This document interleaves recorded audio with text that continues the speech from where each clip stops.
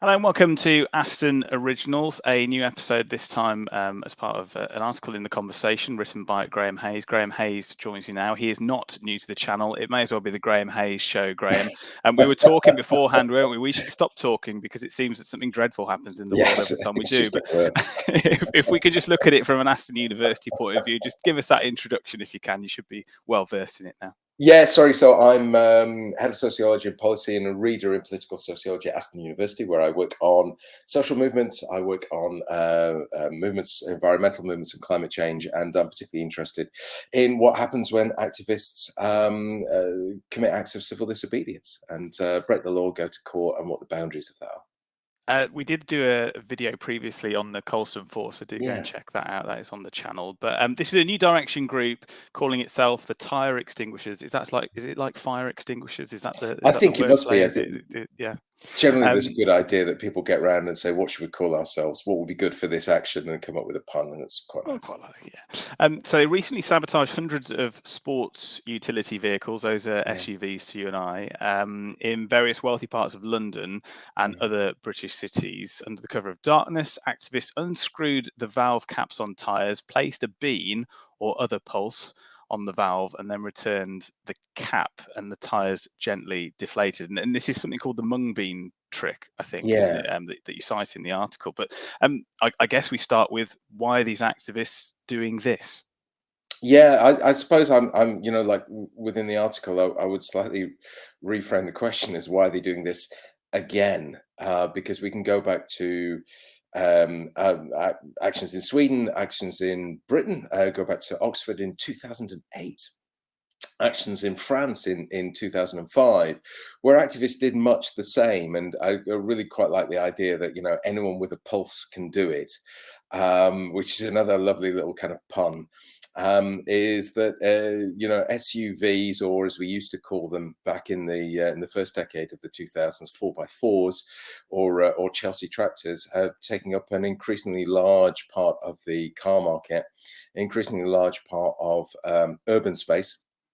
Old enough to remember when 4x4s were effectively something which people who needed to drive across fields would have. And of course, they've become an increasing part of the car market, because manufacturers can make a much larger profit margin on them than they can on smaller vehicles. And so you get heavy advertising, heavy prestige around these types of vehicle. And also manufacturers reduce the number of product lines that they've got in the smaller end of the market and increase the number of product lines that they've got at the sports utility end of the market. They can make more money out of them. And of course, what happens, and this is a trend in Britain, but this is a global trend. So in Britain, 4 out of every 10 new cars sold are SUVs. And that's higher than in Europe, a little bit higher than Europe, where it's about 1 out of every 3, and not quite as high as it is in the United States, where it's 1 out of every 2. But globally, the new car market trend is towards SUVs, and of course, there's all sorts of issues which are associated with them. And I think for environmental activists, perhaps the most obvious one is that the greater savings that you get in fuel efficiency from improvements in engine technology are lost, of course, as you move to bigger, heavier cars. And if we go back to the start of this decade, the average in the UK, the average grams of CO2 per kilometre for a new car was about 180, and I think around this year, the EU target was 95 grams. And so that's the direction of travel. And you can see that direction of travel in things cars becoming a lot more fuel efficient overall. And around about 2015, it was about 120 grams of CO2 per kilometre. That started to go up again and is heading right up back towards 130. And that's because of SUVs. Is this quite a clever group? And I know that we said before we started recording that you had actually met up with these guys in 2005. Just tell us the story behind that to begin with, because this seems a long time in the making, doesn't it? Yeah, just to say that these are, obviously it's a different group, but it's a group doing the same thing and carrying out in exactly the same way. So in a sense, you've got a group now called the Tyre Extinguishers, but there's a prehistory of these types of groups. Mm. And so back in 2005, I met up in a bar in Montparnasse in Paris with a group called Les Dégonflés, who dégonfler is to let the air out of something. And they were associated with anti-advertising groups, and they were particularly concerned about this privatization of everyday life. This idea that there was only the market, there was only consumerism. And of course, one of the things about these types of vehicles is that they reflect a certain form of sociability. And certainly for them, it was very much a kind of and obviously they were French, but an anti-republican idea, the idea that you would privatize, you would individualize collective space that everybody had a right to, and that the size and the weight of these things made everybody outside the vehicle less safe, but also colonized that kind of collective space. And they went around at night, wearing balaclavas, sticking their mung beans in the tire valve in exactly the same way that the Tyre Extinguishers are doing. And this lasted, for a summer, and got quite a lot of attention in the mainstream press and things like Libération and Le Monde and Le Figaro and the French newspapers at the time, and spawned a few offshoots, but kind of faded a little bit from view. There was a certain kind of pranking aspect to it at the time, but of course, we're in a very different situation now than we were 15 years ago, even in terms of the number of these vehicles that there are on the road and their overall effect on what it means to having kind of an effective climate policy. We've had a plethora of activist groups sort of come and partly go as well in the last couple of years. I think 2018 you cited Extinction Rebellion. Everybody will remember that summer of activism and closing roads and gluing themselves to things. Last time out we've had Insulate Britain. There's Just Stop Oil as well, and now we have the Tyre Extinguishers. And just talk to us about that sort of activism that comes and goes and sort of strikes while the iron's hot. It's not over an elongated period of time. Yeah, well, there's always been a sense of what we call DIY, do-it-yourself activism, which tends to be, as in Britain, has tend to be younger activists with a very strong kind of direct action, blocking specific things happening. Think about construction, think about the roads protests in the 1990s, when Extinction and the anti-GM genetically modified crops in the late 1990s, early 2000s, the disruption of a number of field trials of genetically modified crops. Well, I think what Extinction Rebellion did when it came along is it tried to, in some ways, reinvent the wheel. It said, look, we're not going to get involved. We're going to try to make this, in some ways, as apolitical as possible. And we're trying to really hit a number of people who might not consider themselves typical activists, but who have a large amount of environmental concern. And so the actions that they stage really required a minimum number of skills and very low risk. So it was illegal disobedient action. They talk about sitting in the road is how we win, but it's in the daylight. You go to court and actually it's a conditional discharge for 6 months and very low court costs. And therefore, what you stand to risk by this is very low, and there's no criminal damage involved. Extinction Rebellion seemed to be making quite a lot of headway, became almost the only game in town by the end of 2019, but was starting to slip back from early 2020 at the point at which the pandemic intervened, which certainly didn't make things any easier. There were already a number of criticisms from activist groups about how there was a lack of reflectiveness in Extinction Rebellion about issues about class and race in particular, about who it was that could afford to be arrested and go to court, to afford not necessarily the amount of money that you might be found for it or in terms of the jail fine, but how you are treated by the police. Yeah, And interesting. therefore, it was a very kind of white and middle class way of doing things. Extinction Rebellion is still there. There is another action planned in Hyde Park next month, but has been bringing together a lot fewer people. And that's obviously true of local groups as well as in terms of national actions. And in the wake of this kind of demobilization of Extinction Rebellion, a number of other groups have popped up, and with much higher risks involved, or a different method of doing things. And the idea really is not to be liked particularly, but to raise the alarm about a number of issues which are, I think, fairly consensually policy failures. And we can see policy failures around insulation. We can see policy failures around our reliance on oil.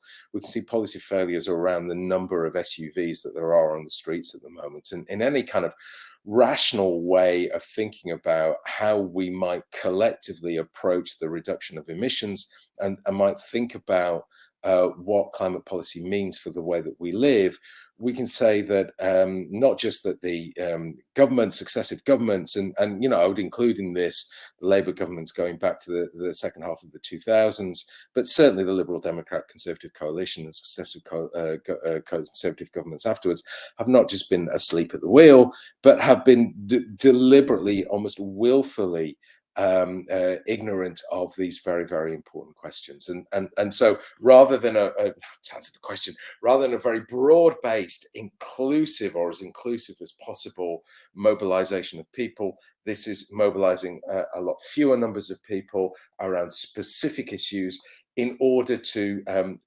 raise this as an important public question.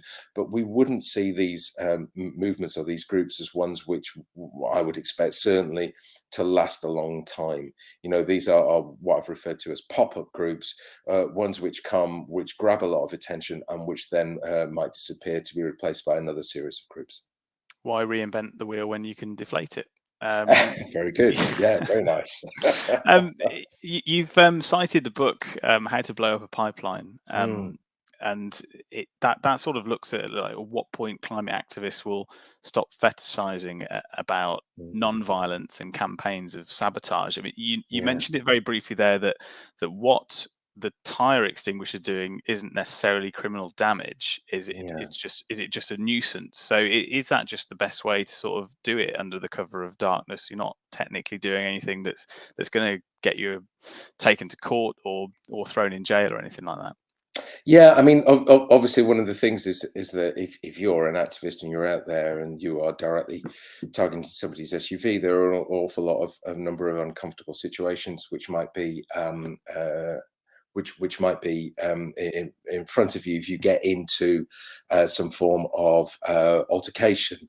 And so I think that they're looking at this and saying, well, how do we do this effectively? And there's always a trade-off between acting democratically and publicly and acting effectively. And so they've chosen whereas Extinction Rebellion tried to say, all right, well let's act accountably, let's act democratically. Here the Tyre Extinguishers are saying, well, actually, to be effective, we have to go about this in a somewhat different way. I think the question with Andreas Malm and his book, which attracted a lot of attention, where we at the start of last year, the tail end of 2020, beginning of 2021, was, he says that, look, activists tend to fetishize Gandhi, fetishize the idea of non-violence, whereas in fact, if you looked at the history of various protest movements, you'll find that different parts of a movement might undertake different forms of action. And they do it for different reasons. And, Gandhi himself was pro-militarization at some point, and simply not having an honest and open discussion within activist circles about these legendary figures, these heroic figures of nonviolent resistance, it is really cutting off a series of possible tactics that are open. And he argued, look, at what point do environmental activists say, actually, criminal damage is the only way forwards? And one of the things that, I said, I wrote a review of this, and one of the things I said, well, look, that's not really the question that people should be asking. It's at what point does the environmental movement become strong enough and powerful enough, and does its arguments become persuasive enough that certain number of things, such as driving an SUV, would be seen as being taboo, would be seen as being breaking a social compact, and really, individuals going out and destroying things is a bit of a red herring in that sense.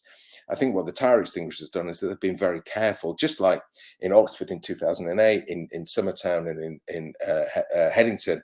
And in Marston, there were similar sorts of actions. People were very, very careful not to cause any damage to tyres, or cause any damage to the bodywork, or to cause any damage to the car.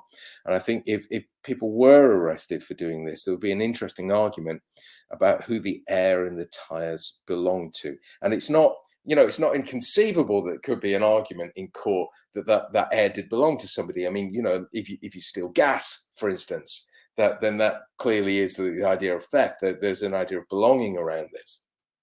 Whether there could be an idea about damaging a tyre by removing air from it does seem to me to be a little bit far-fetched. But it would certainly be interesting to see whether that was tested in court, as to whether there was some form of criminality involved. I noticed that one of the police forces has said that tampering with cars is a criminal offence, but I'm not clear that this is necessarily tampering with a car. I'm not clear that this is necessarily reckless. And so it's, you see when you read articles about this, or the article that Oscar and I wrote for the conversation, you read a number of comments below the line, which are always either very, very aggressive, or about, well, they're breaking the law and the police should be onto this. I'm not sure whether that's actually true, that there is a law being broken here. It's certainly not clear in any of the signalling that I've seen that this is against the law, or there is any form of specific sabotage. I mean, I suppose it would be quite dangerous if you tried to let it down whilst the car was moving, but I imagine that would be quite difficult to do. Let's have a look. I mean, you've called it here, here lies the crux of the conflict. Could you just explain what that is? Yeah, and I do think that there is a point here where, we're told that we can just carry on as we are. That we're told that actually we can just replace, we can just substitute one form of product with another form of product, and we're told that electric vehicles are the answer. I think we can see that actually simply saying to people you can still have freedom of choice about these things doesn't seem to be a particularly effective solution if what you're trying to do is head rapidly towards a series of collective goals for the well-being of all of us. There are, one of the things that we have to think about is perhaps have a more grown-up and more politically marked debate about the limits of freedom in this case, and what living together in a collective society in terms of climate change actually involves. One of the things that we say is that you go back 20 years and a series of relatively small policy interventions could have stopped this in its tracks, could have stopped this happening. Of course, that comes up against this ideology of personal autonomy and personal freedom, which is what the oil economy sells to us. It sells to us this idea of limitless freedom, of limitless economy, limitless autonomy, and limitless choice. And actually, some individual choices are directly antagonistic towards living collectively together for the well-being of all, and that's really the crux of it. Individual choice, individual freedoms act directly against collective well-being, and that's the kind of debate that we really need to be happening. And it's not just about product substitution, it's how we see collective space, it's how we see the city, it's how we see the mobility, and what that space is for, and what mobility is for. And those types of discussions are the types of discussions which, it really pains me, as a sociologist, but it pains me as also somebody who's very, very interested in these ideas, and thinks that actually there are better ways for us to live together, and that those ways of living together are really brought to a head by climate change. It pains me that this political debate isn't really happening in Britain in 2022. Well, hopefully we'll be having it a little bit more. I just want to finish on a little bit of a prediction, I suppose, from yourself. And you've been in the game a long time, Graeme, as we were sort of talking about before. And I suppose you may see patterns through this kind of activism. Would you hazard a guess of what sort of stuff might be next? I think that's a very interesting question. I certainly think that urban mobility is really one of the main questions that lies ahead of us. I mean, we've seen oil, we've seen insulation. This is about 4x4s. It's always difficult to really put your finger on what activist groups are going to come up with next. But really, British climate policy has focused so much on the generation of electricity. It's failed to focus on how we live together, how we work together, how we move around the city together. And there are all sorts of innumerable questions about the use of public space and who gets a right to the city and who doesn't get a right to the city, which it seems to me that activist groups are talking about right now, and equally about food production and about the blockading of, say, of McDonald's distribution centres. I suspect will come back, or other distribution centres will come back, and I suspect what we'll see is ever more frequent numbers of these pop-up groups who are identifying a specific policy area and will really focus on that, and will perhaps disappear, because certainly the way things are going at the NGO level, or groups like Extinction Rebellion, or even groups like Fridays for the Future, you can feel this demobilization of this collective way of trying to act publicly about it. So I suspect that space will be filled by all sorts of other groups. Excellent. Graeme, it's great to have you on the channel as always. The link to that conversation article will be in the description. If you do want to go and check it out, then please do. Otherwise, we'll say goodbye for today. Goodbye, Graeme. Goodbye, and thanks again.